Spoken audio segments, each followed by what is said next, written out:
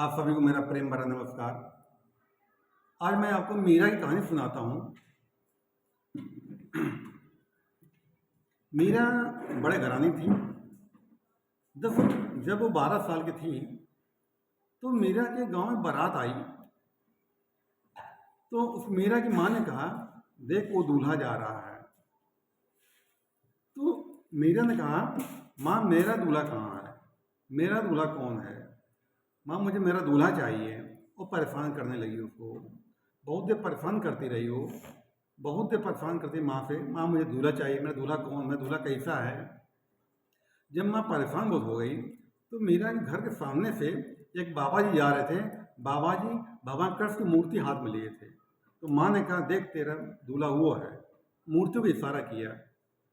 मूर्ति को मीरा ने देखा, वो मूर्ति मीरा के मन मस्तिष्क हृदय में बस गई। कहती, माँ मुझे मेरा दूल्हा चाहिए। वो गई बाबा जी पास, मेरा दूल्हा तो मुझे दीजिए, मुझे दीजिए। बाबा जी माँ गई पकड़ के ले आई। बाबा जी चले गए। वो चले गए, लेकिन मीरा रोती रही, मुझे मेरा दूल्हा चाहिए, मुझे मेरा दूल्हा चाहिए, रोती रही। रात में खाना भी नहीं खाया। तो रात में जब बाबा जी सोए, भगवान रात में दर्शन दिया, कृष्ण भगवान ने दर्शन दिया कि बाबा जी ये मूर्ति को ले आए हो, मूर्ति को लड़की को दे आओ जा करके, तुम्हारा साथ हमारा यहीं तक था, अब उसको तुम दे आओ। वो परेशान रो रही है। बाबा जी सुबह आए उस घर पर और बुलाया उसको, अब मूर्ति दिया उसको। माँ कहती है, मीरा की माँ, बाबा जी इस मूर्ति के पीछे रात में सोई नहीं, रात रोती रोती रोती रही है। बाबा जी कहा, भगवान के मालिक हैं, भगवान क्या लीला है मैं जान नहीं सकता, मैं प्रभु ने मुझे आज्ञा दी है कि मूर्ति में इसको दे जाऊँगा। वो मूर्ति रख ली उसने वो, और उसकी दीवानी हो गई। मीरा की शादी हुई तभी मूर्ति वो ले गई थी। जब आपको पूरी कहानी मालूम आप लोग होगी आपको कि शादी इसकी नहीं सही हो, घर वाले इसको परेशान करते थे, घर छोड़ दिया उसने वो। तो गुरु की तलाश में रविदास पर पहुंची रविदास पास वो।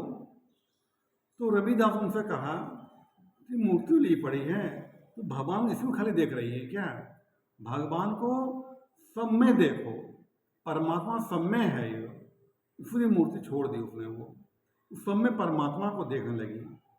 पायो जो मैंने रामचंद्र पायो, जब गुरु से ज्ञान मिल गया उसको, तो सब में परमात्मा भगवान कर सबकी देखने लगी, सब हर जगह देखने लगी परमात्मा को। परमात्मा सब में है, भगवान कर हर सब में रूप में है। जो भक्त होता है उसको हर जगह अपना इष्ट दिखाई पड़ता है। जब ऐसा भाव इंसान मन में आ जाता है कि सामने वाला मेरा प्रभु इस रूप में आए हैं, तो उल्टा से शब्द नहीं निकलता है इंसान से, कभी गली गलौज नहीं करता है, कभी लड़ाई झगड़ा नहीं करता है इंसान है। परमात्मा को जिसको मानते हैं, छवि आंखों में बसा लें उसको, किसी भी जगह देखेंगे एक छवि परमात्मा की दिखाई पड़ती, एक झलक दिखाई पड़ेगी। और वास्तव में सब कुछ परमात्मा ही है। गीता में भगवान कहते हैं, वासुदेव सर्वम, सब कुछ परमात्मा है। जो ऐसा जानता है मुझको तत्व मुझको जानता हुआ है, यही असली भक्ति है। यही है सिया राम में सब जग जानी, करहु प्रणाम जो जुग पानी। तुलसीदास कह रहे हैं। रामचरितमानस का पहला दोहा है, सिया राम में सब जग जानी, करहु प्रणाम जो जुग, तो सभी को प्रणाम करता हूँ। तो भक्ति जब इंसान जीवन में आती है तो कोई पराया नहीं रह जाता है। वो है सब अपनापन सबसे हो जाता है, वो सबसे प्रेम करता है, सबकी सेवा करता है, परोपकार सबको करता हुआ है। ये परमात्मा की गूढ़ भक्ति है, ये भक्ति का रहस्य है। माला जपना नहीं होता है, हमारा होता है हमारा व्यवहार सब प्रति कैसा हमारा है। परमात्मा समझ के हम सबसे व्यवहार करेंगे, हमारा कभी किसी से लड़ाई झगड़ा नहीं होगा। हमारा परमात्मा जो दिया है वो भुलाने काबिल नहीं है, जो नहीं मिला है तो काबिल हम ही नहीं है। इसलिए सब में परमात्मा को देखें। ठीक है, धन्यवाद।